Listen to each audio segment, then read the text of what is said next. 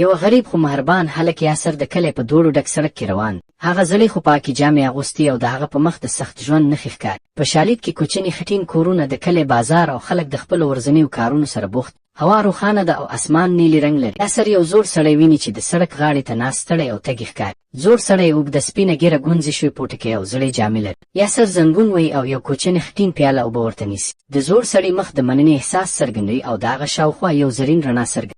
زوړ سړی چې اوس د جادویي رڼا سره ځلیږي یاسر ته یو زرین لیمو ورکوي. لیمو په نرمه جادویي رڼا ځلیږي. یاسر دا په احتیاط سره نیسي او د حیرانتیا احساس یې په سترګو کې ښکاري. په شالید کې یو څو کلیوال حیران ورته ګوري او اسمان د ماښام ګرم رنګ.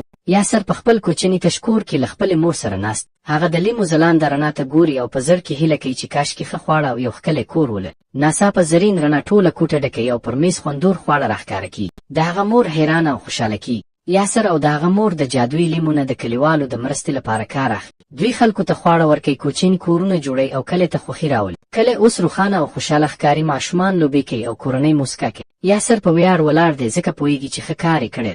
یوه تما بډای سوداګر د جادویي لیمو خبر اخلي. هغه ښکلي او ګران بیه جامې اغوستې او د هغه په مخ یو مکارانه موسکا. په یوه تیاره کوټه کې هغه د لیمو د غلا کولو پلان جوړوي، لاسونه سره غوټه کوي او په شوم نیت سره خاندي. د شپې ناوخته تما سوداګر د یاسر کور ته غلا ننوځي. هغه د زرین لیمو خواته لاس اوږدوي، خو کله چې لمس کړي ناڅاپه توره لوخله شاوخوا راټولېږي. د هغه بدن کوچنی کیږي او ناڅاپه په یو ویرېدلي کوچني موږ بدلیږي. یاسر د هغه مور او کلیوال د خوښۍ جشن نیسي. کلی اوس ښکلی له شنو ونو او روښانه کورونو ډک. یاسر زرین لیمو نیولی پوهیږي چې دا ټولو ته ښه راوړه. اسمان روښانه دی او مرغۍ په خوشحالۍ الوت کوي.